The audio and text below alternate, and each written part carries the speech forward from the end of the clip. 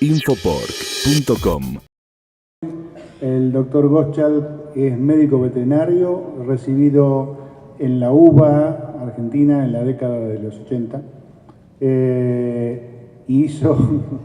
Hizo su posgrado, su doctorado en la Facultad de Medicina Veterinaria de la Universidad de Montreal, en microbiología e inmunología veterinaria, y hoy es profesor titular de esa casa de altos estudios, y es un orgullo para nosotros tenerlo hoy aquí y para la Argentina también, porque es uno de los referentes mundiales en los temas a los cuales se va a referir. Bueno, el tema de esta tarde va a ser nuevos conocimientos o desconocimientos, según dice la diapositiva, en las coinfecciones. Así que lo dejamos a Marcelo en compañía de ustedes. Gracias. Hola, buenas tardes. Otra vez un placer estar. Gracias, Gustavo, por la introducción. Y bueno, una vez más, como lo dije ayer, para los que no estaban, para mí es un placer muy grande estar presentando en mi país. A pesar de hace muchos años ya que estoy fuera, pero bueno, siempre es un placer ver viejos amigos y hablar su idioma y estar en su país. Así que el tema, un poco me pidieron si podía hablar un poco sobre las coinfecciones y mecanismos de coinfecciones. Y nosotros estamos trabajando en algunas y me puse a ver un poco, y por eso que le cambié un poco el título poniéndole si son conocimientos o desconocimientos, porque lo que vamos a ver es que se sabe que hay interacciones entre enfermedades, pero la mayoría de las veces no se conocen los mecanismos. Y hay algunos casos en los cuales también están discutidos ese tipo de coinfecciones. Así que mi idea es darles un pantallazo, mostrar algunos resultados que tenemos nosotros y bueno, y después por ahí en el periodo de preguntas y todo podemos intercambiar. Primero empezar por lo que, y bueno, obviamente yo trabajo en enfermedades respiratorias, así que sobre todo base ese tipo de enfermedades respiratorias o enfermedades sistémicas que entran por el sistema respiratorio, de las cuales yo más me voy a dedicar en esta charla. Primero, justamente si queremos hablar de coinfecciones, la definición clásica que se encuentra en los libros de lo que es el complejo respiratorio porcino, que es una enfermedad multifactorial, que generalmente no solamente es una enfermedad clínica, sino que también hay una disminución en la velocidad de crecimiento, un aumento en el índice de conversión, y hay una sintomatología general, una sintomatología de fiebre, anorexia, tos y distintos cuadros neumónicos. Es algo muy general, es algo muy global. La infección respiratoria en muchos casos puede facilitar una infección sistémica, porque hay muchos de los microorganismos que pueden estar en el aparato respiratorio que pueden luego entrar a la parte más sistémica. Siempre recordando que cuando se habla del complejo, no se habla solamente de lo que es el patógeno. A nosotros, los que trabajamos en infectología, evidentemente nos gusta hablar del patógeno, pero generalmente este tipo de enfermedades es raro que se vea solo entre la presencia del patógeno. Siempre hay que fijarse que hay una influencia del medio ambiente y del manejo que justamente termina con lo que es la expresión clínica de esas enfermedades. Y justamente como es un complejo, normalmente hay más de un patógeno presente. Muchas veces una combinación de una infección viral complicada con una bacteriana. No siempre, pero muchas veces es eso. Hay casos en los cuales pueden ser 2 infecciones bacterianas o 2 infecciones virales. Pero bueno, generalmente se dice que los casos químicos aparecen en la engorda, puede haber en los casos de transición y en la lactación, y a veces no hay, como les decía yo, factores víricos, pueden ser simplemente combinaciones de bacterias. Esta es una lista que seguramente no es completa, pero de los que generalmente se asocian los patógenos con el complejo. Sea el PIRS, que para ustedes no es por suerte un problema, pero para nosotros es el problema principal. Micoplasma actino, influenza, pasteurella, bordetella, estrepto, hemófilus, la enfermedad de Ojeski, la cual no conozco nada, Canadá es libre, desde que yo llegué a Canadá ya era libre. Coronavirus respiratorio porcino. ¿Hay Ojeski acá? Sí, no me acordaba. Y bueno, en otras ocasiones hay otro tipo de patógenos como Actinobacillus suis, Mycoplasma y Esto es un poco, aquí tienen los distintos periodos de lactación, transición y cebo, y donde se pueden encontrar los patógenos, muchas veces de modo independiente o de modo combinado.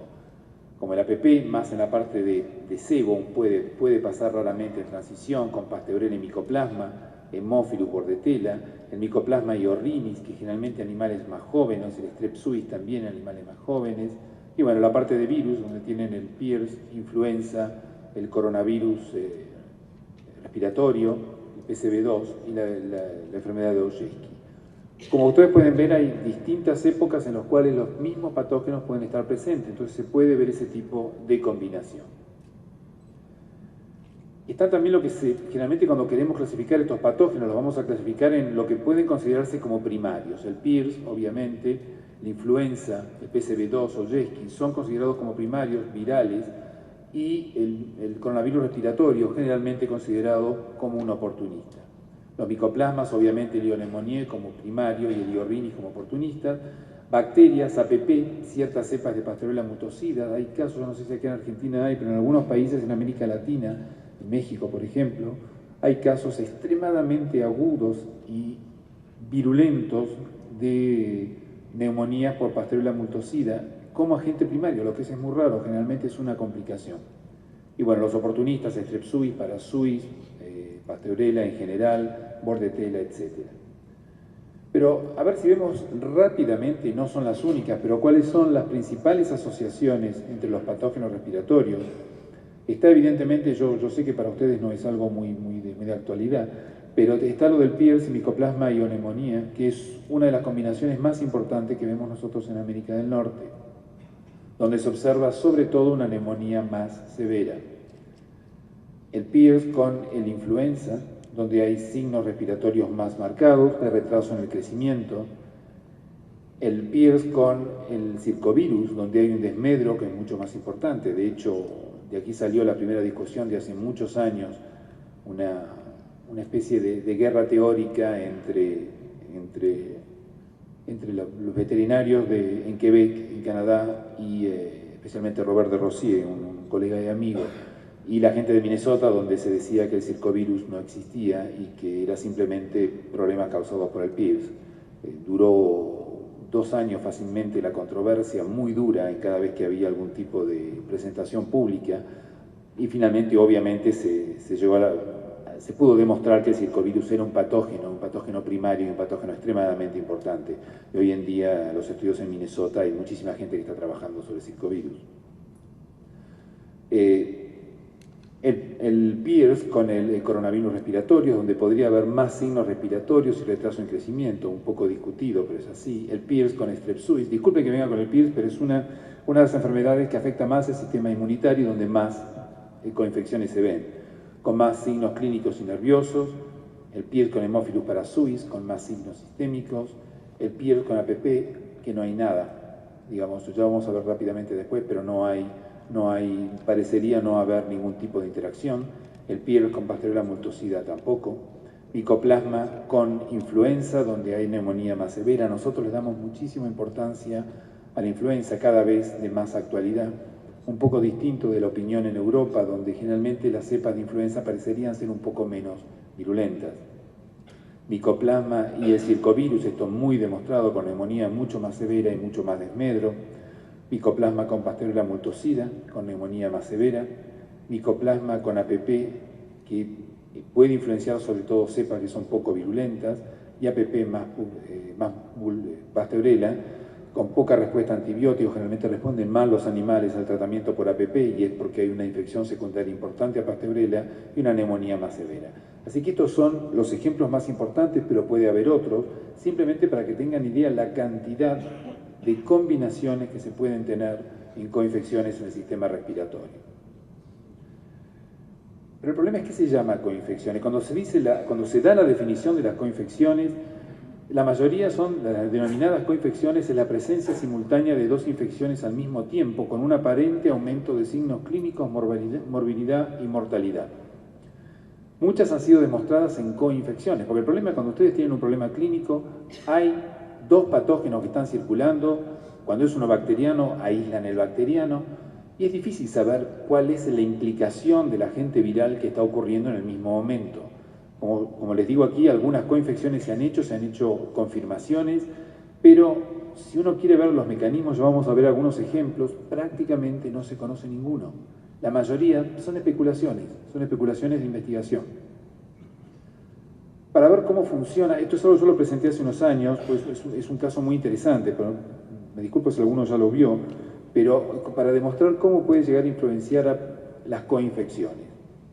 Esto pasó en Francia, yo intervine por la parte legal, como asesor legal en un juicio, donde una granja comercial que viene de repoblarse, nueva, tiene problemas clínicos con APP serotipo 9, que es un serotipo muy importante en Francia. Lo que pasa es que esta granja venía de repoblarse y había sido repoblada con animales que venían de una multiplicadora. Esos animales en la multiplicadora no había ningún problema clínico, pero cuando se hizo la serología se vio que era positiva para el serotipo 1, 9 y 11, que presentan reacciones cruzadas, así que sería positivo para el serotipo 9. Como la serología no se le terminaba de creer, porque ellos no tenían signos clínicos, utilizando un método que se utiliza en laboratorio con unas bolitas magnéticas, las muestras se enviaron a mi laboratorio y se pudo aislar el APP serotipo 9 a partir de animales portadores en la granja multiplicadora, donde no había ningún signo clínico. Cuando se compararon las dos cepas, tenían el mismo perfil genético y el mismo perfil de antibiótico, lo cual hacía sospechar, no había ninguna prueba, de que podía ser la misma cepa. Obviamente la granja comercial lo primero que hizo es acusar a la multiplicadora, digamos, por un monto superior a los 10 millones de euros, diciéndole: yo modifiqué todas las instalaciones, vacié todo, tuve pérdida de producción, porque tenía problemas sobre todo APP, vuelvo a repoblar y vuelvo a tener problemas. La multiplicadora dice: no es la misma cepa, por más que sea el mismo perfil, yo no tengo problemas clínicos en la granja. Entonces lo que se decidió hacer en colaboración con Plufragan en Francia es hacer una infección experimental con la cepa aislada en la multiplicadora. Se hizo en Plufragan en Francia porque la cepa era francesa, nosotros no podíamos hacer la inoculación en Canadá porque es una cepa aislada en el exterior. Entonces lo que se hizo es se tomó dos grupos de 10 animales y se puso un centinela en cada uno de los grupos. Uno de los grupos no fue infectado, obviamente, y los animales tenían 11 semanas de edad y eran negativos absolutamente a todo. Se hizo una inoculación intranasal de APP, no hubo temperatura, hubo ausencia de signos clínicos, no hubo lesiones, sin diferencia en la ganancia de peso diario. En ese momento nos preguntamos si verdaderamente lo que inoculamos estaba vivo. Sin embargo, se detectó en las tonsilas de los 10 animales y en el centinela, quiere decir que hubo una infección al animal que estaba como centinela. Y una fuerte respuesta de anticuerpos. Así que los animales fueron infectados, pero no produjeron signos clínicos. En ese momento lo empezamos a analizar para decir, bueno, evidentemente quizás no sea la misma cepa. ¿Y se acuerdan de la diapositiva que les presenté donde el medio ambiente, el manejo u otras infecciones pueden llegar a tener una influencia? Y lo que sí se vio es que la granja, y eso por contaminaciones cruzadas de otra granja, se había contaminado la granja comercial con micoplasma. Y estaba fuertemente infectada con micoplasma y había lesiones en el matadero por micoplasma, cosa que la infección por la cual la reproductora evidentemente era negativa. Entonces se dijo, ¿qué pasa si el micoplasma está modulando la virulencia de esta cepa? Entonces, todo esto en el cuadro del juicio, porque digamos, evidentemente cada sector se defendía como podía, y yo creo que lo que defendía la multiplicadora con razón era las condiciones ambientales no son las mismas en nuestra granja que en otra granja. Y es posible que no tenga signos clínicos porque simplemente el micoplasma esté presente. El micoplasma no es mi culpa. Digamos, es un problema legal que pues, se puede estar discutiendo en mucho tiempo. Pero lo que se hizo desde el punto de vista científico es que se volvió a hacer el grupo control, el grupo otra vez infectado solamente con APP, que dio exactamente lo mismo, el grupo control no tuvo nada, y este grupo se lo infectó a 7 semanas de edad con micoplasma. Los animales tuvieron tos durante 2 días y después se recuperaron sin ningún problema, y se los volvió a infectar con el APP, para lo cual se obtuvo signos clínicos en el 100% de los animales. 4 de 7 animales murieron con lesiones típicas de APP y micoplasma, detección de ambos patógenos por PCR y detección de anticuerpos contra los dos. Esto le significa que simplemente una coinfección de una cepa que parecería relativamente poco virulenta en una granja con coinfección puede dar serios cuadros clínicos y en otra no. Con lo cual la conclusión final fue que se consideró que probablemente haya sido la misma cepa y no se veían los signos clínicos porque había un buen manejo y no había problemas de micoplasma en la granja multiplicadora. Y para lo cual cada uno se echaba la culpa por decir, bueno, la cepa vino de la multiplicadora, son culpables. La multiplicadora decía, bueno, sí, pero si no te hubiera entrado el micoplasma no hubieras tenido nada. Se arreglaron fuera de corte, yo nunca supe qué pasó, pero se arreglaron fuera de corte, evidentemente. Pero bueno, lo interesante es saber que, bueno, las coinfecciones, en el caso de APP y micoplasma, pueden ser importantes. ¿Cuál es el mecanismo? A pesar de todos los conocimientos sobre APP, los efectos exactos no se conocen. La hipótesis se dice que provoca una alteración en el sistema de limpieza de la mucosa, de la tráquea, las cilias, lo que implica una predisposición a infecciones concurrentes con otros patógenos respiratorios. Definición, explicación teórica, pero sinceramente no es tan fácil saber por qué esos animales de repente volvieron a ser tan susceptibles. Fíjense que la infección no fue al mismo tiempo, no fue simultánea. La infección tuvo varias semanas de diferencia, solo que los animales ya eran positivos para micoplasma. Un ejemplo 2. El micoplasma iorrinis y Strepsuis. Micoplasma iorrinis está tomando cada vez más importancia en América del Norte, se le está dando un poco más de interés. Y bueno, hay un integrador importante en Quebec con animales negativos a Pierce en micoplasma, con problemas respiratorios. A las 3-6 semanas, tos, estornudos, a las 6-7 semanas, neumonía, con cultivo puro de Strepsuis y micoplasma iorrinis, los dos combinados, y meningitis causada por Strepsuis, con fuerte mortalidad debida a la meningitis causada por Strepsuis. Lo que se hizo es dar tiamulina y Draxen, dos antibióticos para los cuales no afectan Strepsuis, porque hablando con el veterinario, nuestra hipótesis era el problema, Strepsuis está presente, pero el problema lo está provocando, lo está facilitando el micoplasma, y al entrar Strepsuis por la vía respiratoria, al haber algún tipo de problema, provoca que haya más mortalidad de Strepsuis. Y una vez que se aplicaron esos antibióticos, la mortalidad bajó a la mitad causada por Strepsuis. Como que controlando probablemente el micoplasma se estaban bajando la mortalidad debido a Strepsuis. Esta asociación incluso ya se ha descrito o se ha sugerido con Haemophilus parasuis en Alemania, un grupo de investigadores hace años, y nunca más le dio bolilla a nadie. Pero yo creo que ahora se está la gente despertando donde que posiblemente este patógeno que está normalmente en las vías respiratorias puede llegar a causar este tipo de problemas. La hipótesis no se sabe con certeza. Posiblemente, nosotros cuando queremos hacer una reproducción de Strepsuis experimental, a veces es difícil intranasal. ¿Qué hacemos? Inyectamos ácido acético, un poco de vinagre, en la cavidad nasal y después le metemos el Strepsuis y eso provoca que los animales se enfermen. Si no le ponemos el ácido acético, los animales no se enferman. Si uno hace un poco la equivalencia, nosotros pensamos que posiblemente el micoplasma iorrinis pueda provocar una irritación en la mucosa respiratoria superior que puede llegar a ayudar a la invasión luego por Strepsuis. Yo creo que es relativamente lógico, pero no deja de ser una hipótesis, no tenemos verdaderamente la respuesta.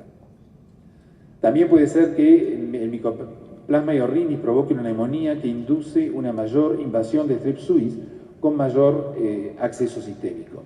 Posiblemente es posible que también sea. Queremos hacer algunos estudios, pero por ahora no sabemos la respuesta. Simplemente la infección por Strepsuis está en el tracto respiratorio, se va a ir a las tonsilas, donde los animales quedan portadores y muchas veces al exterior, y lo que no se sabe es el mecanismo por el cual entran a sangre, que va a provocar una bacteremia, septicemia y una meningitis luego. Pero este mecanismo no se sabe, por eso es que pensamos que quizás aquí esté actuando el micoplasma. Micoplasma y PCB2, este es algo experimentalmente muy demostrado, el circovirus con micoplasma, claras indicaciones en el campo, claramente demostrado en infecciones experimentales, y lo que se ve es que hay la enfermedad respiratoria está aumentada, ganancia de peso disminuida, la viremia aumenta mucho más tiempo, hay más detección de antígenos de circovirus, más lesiones asociadas, y sin embargo no parecería aumentar la patogenicidad de micoplasma, sino que lo que provocaría sería sobre todo un aumento de la patología del circovirus. Una vez más, la hipótesis no se sabe con certeza, se sabe qué pasa, pero no se sabe con certeza. ¿Qué es lo que se piensa? Que el micoplasma induce una modulación del sistema inmunitario que aumenta las citoquinas, que aumenta la inflamación y aumenta el daño. Lo que podría llegar a ser también es que hay una enfermedad mitogénica, quiere decir que hay mucha más cantidad de linfocitos donde puede reproducirse más el virus. Entonces el virus puede tiene una fuente de reproducción mucho más alta, lo que puede aumentar la viremia del circovirus y aumentar las lesiones. Una vez más, son hipótesis, absolutamente nadie lo ha podido demostrar todavía. Esto es un ejemplo de no asociación, lo cual no tiene mucha lógica. En la infección experimental no hay sinergia. Y no se observa, digamos, cuando la gente me dice, no, pero bueno, depende de la infección. Yo siempre les doy el ejemplo de Quebec. En Quebec la producción, las granjas, hay sectores de la región de Quebec, es una provincia en Canadá, donde están terriblemente cerca. La concentración es brutal, digamos, Quebec son 8 millones de habitantes y 8 millones de cerdos, y están realmente concentrados en algunas regiones donde el PIRS es endémico, y es el problema mayor y causa problemas todos los días. Y nunca hubo ningún aumento de casos de APP porque el PIRS esté ahí, y más del 80% de esas granjas están infectadas por APP. Así que es una demostración práctica también de que parecería no haber efecto en coinfección. Pero no se encuentra tampoco una explicación muy clara. El PIRS afecta a los macrófagos alveolares. El macrófago alveolar es la primera línea de defensa y la más importante para el APP. Entonces, ¿cómo puede ser que un virus afecte esos macrófagos y que esos macrófagos afectados no tengan ningún problema cuando hay una infección de APP o cuando el APP está presente? Una de las teorías se piensa que la apoptosis de los macrófagos alveolares hace que haya menos células que puedan ser atacadas por la toxina de APP, que es lo que produce las lesiones. Pero simplemente es una hipótesis. Pero esto es una no coinfección de la cual tampoco tenemos mucha explicación. PIRS strep suis.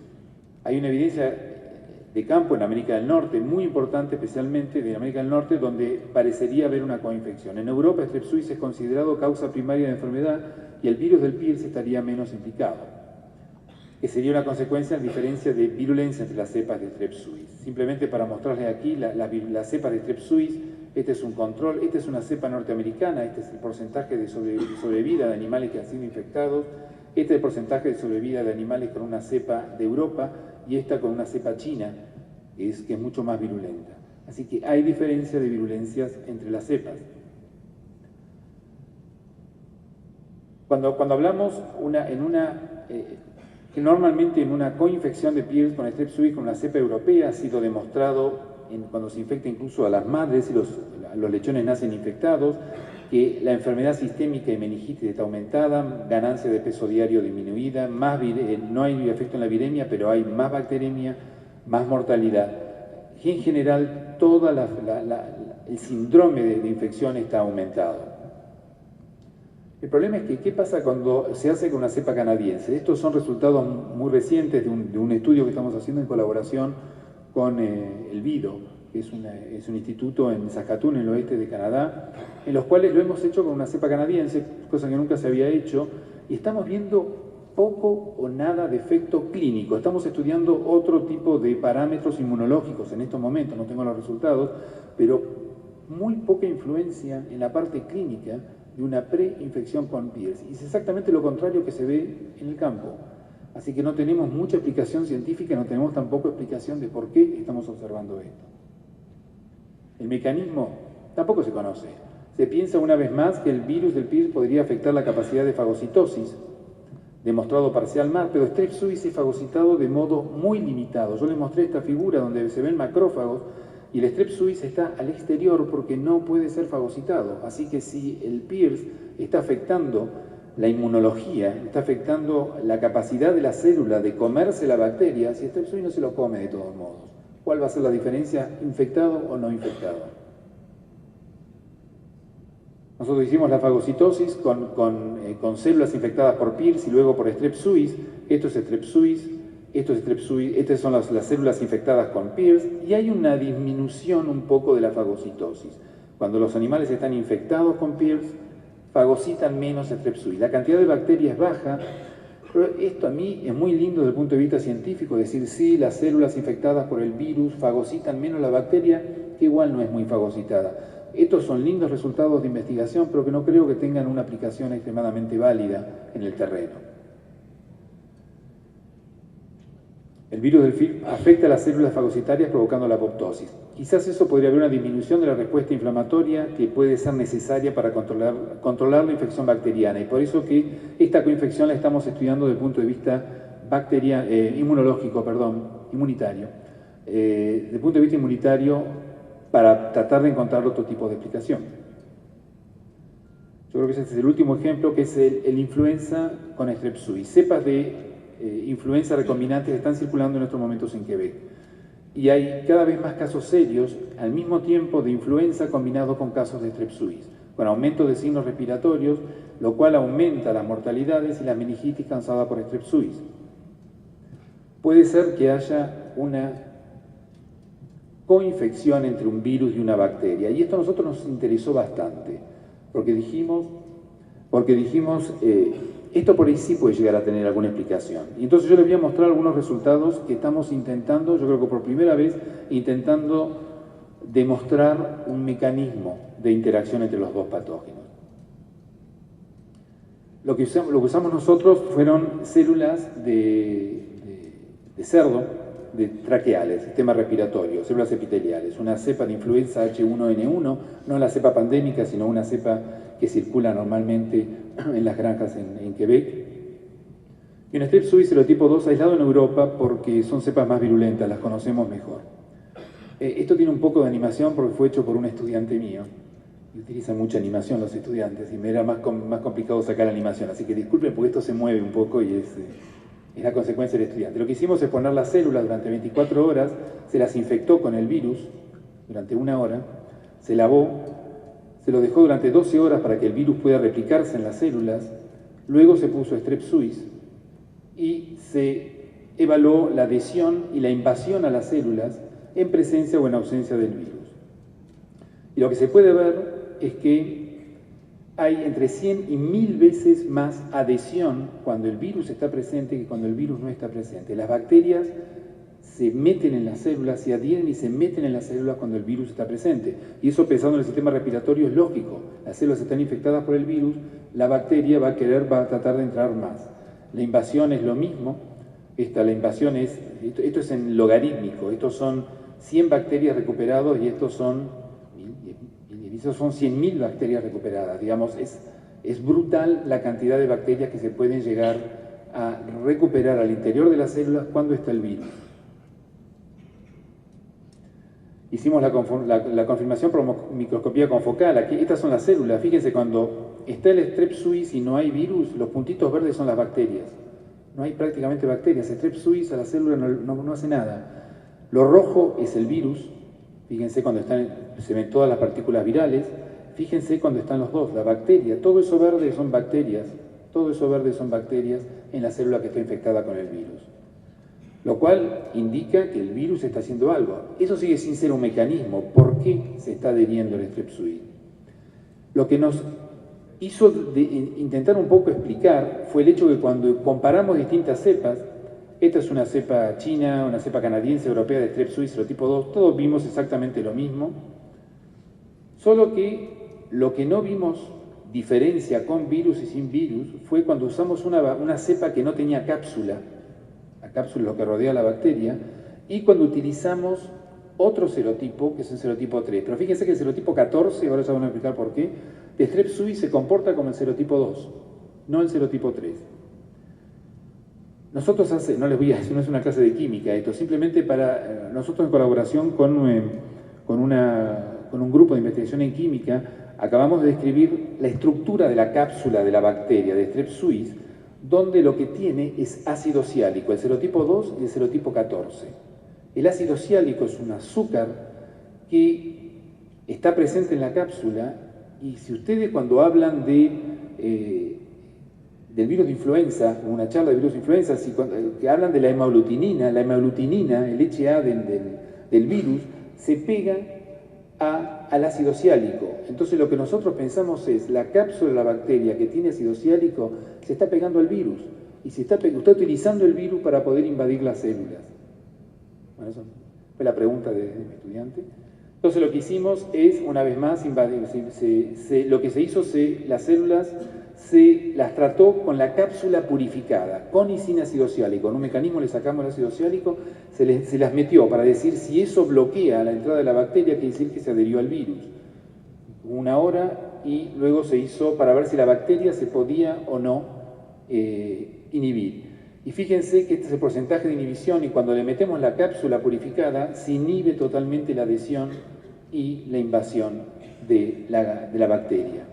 Eso significa que el ácido ciálico de Strepsuis se adhiere al virus y eso, como está en la cápsula, permite que la bacteria se adhiera al virus, se adhiera a la célula e invada la célula. Cuando se hace la hemaglutinación, ya termino, cuando se hace la hemaglutinación de un virus con influenza, generalmente se ponen los glóbulos rojos, el virus, y se hace la hemaglutinación. La hemaglutinación es el reconocimiento de la parte H del virus del ácido ciálico. Cuando se pone un antisuero, se inhibe esa hemaglutinación. Lo que hicimos nosotros, y verse una vez más, el Strepsuis inhibía la hemaglutinación porque se estaba uniendo al virus.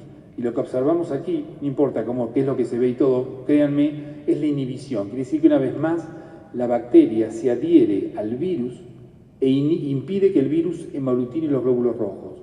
Y cuando está en la célula, la bacteria se une al virus e invade la célula. Mi estudiante. Lo último que hicimos es, eso cuando el virus ya infectó a la bacteria, pero si hay una coinfección y el virus y la bacteria se encuentran al mismo tiempo, si la bacteria se puede unir al virus de influenza, por ahí puede provocar que invada más, utilizar al virus como vehículo para poder entrar. Y lo que se hizo, se mezcló Strepsuis con el virus, se incubó, y después se vio si esa bacteria que ya tenía el virus puede entrar más a las células que sin el virus. Y lo que se observó es exactamente así. Cuando la bacteria se une con el virus, es como que tiene un camión, tiene algo que le permite entrar a la célula, adherirse y entrar a la célula e invadirla. Y eso piensa que es a nivel de célula del sistema respiratorio, lo cual es muy interesante porque es un mecanismo realmente hasta ahora no descrito y no conocido. Así que un mecanismo sería cuando hay una infección viral, el virus produce la hemaglutinina en la superficie, esa hemaglutinina sería utilizada por la bacteria que se adhiere e invade las células. Y el otro mecanismo sería que cuando están los dos juntos, la bacteria se une al virus y eso puede provocar una mayor adhesión e invasión. Entonces en las coinfecciones, eso es para explicarle que yo creo que una de las primeras veces que estamos viendo al menos un mecanismo de funcionamiento. La mayoría, como yo les decía, son el resultado de observaciones en el campo, de detecciones simultáneas. Algunas sinergias son demostradas experimentalmente. La mayoría de los mecanismos son hipótesis. Y sin embargo, la infección mixta es una realidad y la mayoría de los problemas clínicos de campo son producidos por más de un patógeno y no solamente por un patógeno. Y hay otras interacciones que todavía no se conocen. Esto les explico en 30 segundos y muy rápido algo que es muy interesante. Los animales que están infectados con Strepsuis producen un nivel de anticuerpo muy bajo. Strepsuis no produce muchos anticuerpos, por eso las vacunas no están funcionando bien. Pero hay algo más interesante, hay algo que se hizo, se agarró animales, se los infectó con Strepsuis y a esos animales se los inyectó al mismo tiempo con una proteína, ovoalbúmina, que es una proteína que viene de las aves, que el cerdo nunca la ha visto, y se evaluó si los animales podían producir anticuerpos contra esa proteína al mismo tiempo que estaban infectados. Y fíjense, estos son animales que no están infectados, este es el título de anticuerpos, y esto contra la proteína, y estos animales que han sido infectados. ¿Qué significa esto? Que lo que están en rojo son animales con signos clínicos. Este negrito acá no vio pasar la bacteria. Esto significa que los animales infectados por Strepsuis responden poco contra otros antígenos. Entonces, quizás al mismo tiempo que ustedes tengan infecciones por Strepsuis, esos animales, si están vacunando al mismo tiempo o tienen otra infección al mismo tiempo, los animales están respondiendo mal a otro tipo de patógeno. Estos estudios están hechos por Mariela, que está aquí, que es nuestra inmunóloga, porque lo que están demostrando de a poco es que los animales, Strepsuis utiliza un mecanismo de inmunodepresión de los animales, que les provocaría ser más susceptibles probablemente a otro tipo de infecciones. Es algo muy interesante, pero esto nunca ha sido descrito y yo creo que hay que estudiarlo, porque como les decía, hay otro tipo de coinfecciones que por ahí no se conocen tanto. Y por último, cuando hablamos de que el PIRS no tiene influencia con APP, eso es una enfermedad. Pero ¿qué pasa cuando se vacuna animales y hay una circulación de PIRS extremadamente importante al mismo tiempo? Fíjense, estos son dos casos. Estos son animales vacunados, una vacuna comercial, respuesta de anticuerpos. Fíjense la respuesta de anticuerpos aquí. ¿Cuál es la diferencia? Aquí, en esta granja, el PIRS está estable. En esta granja estos animales tenían circulación de PIRS en el momento de la vacuna. El nivel de anticuerpos, los animales respondieron igual, pero miren, lo que hay es una variación enorme en la respuesta contra la vacuna. Eso significa que cuando hay una circulación viral, en este caso de PIRS, puede ser quizás de otros virus, los animales pueden llegar a estar afectados, por ahí no clínicamente, pero pueden estar afectados en una respuesta vacunal en el momento que se los está vacunando. Bueno, estos son mis estudiantes que hicieron los trabajos de coinfección, son 2 estudiantes de China. Quería agradecerles, pero aparte, aprovechando, antes de agradecerles, lo que quería hacer es aprovechar y mencionarles esto, que lo que sí en la parte de inmunología se está haciendo es, se creó lo que se llama el Swine Immunology Tool Bank, porque hay pocos útiles para estudiar la inmunología en los cerdos, para estudiar el porqué de estas coinfecciones, cómo los animales están respondiendo. Y bueno, esto está a cargo de Mariela también, que está aquí, y está en colaboración con el USDA, con la doctora Luna y del USDA, y es un banco de, no sé si se dice así, pero un banco de útiles inmunológicos y que está a disposición de otros investigadores también que quieran trabajar en colaboración. Quería simplemente decirles, como por, bueno, si hay gente que en algún momento quiere estudiar la parte de la respuesta inmunológica de los cerdos, como no hay demasiada cantidad de útiles inmunológicos, se están desarrollando y están a disposición de otros investigadores. Ahora sí, ya terminé.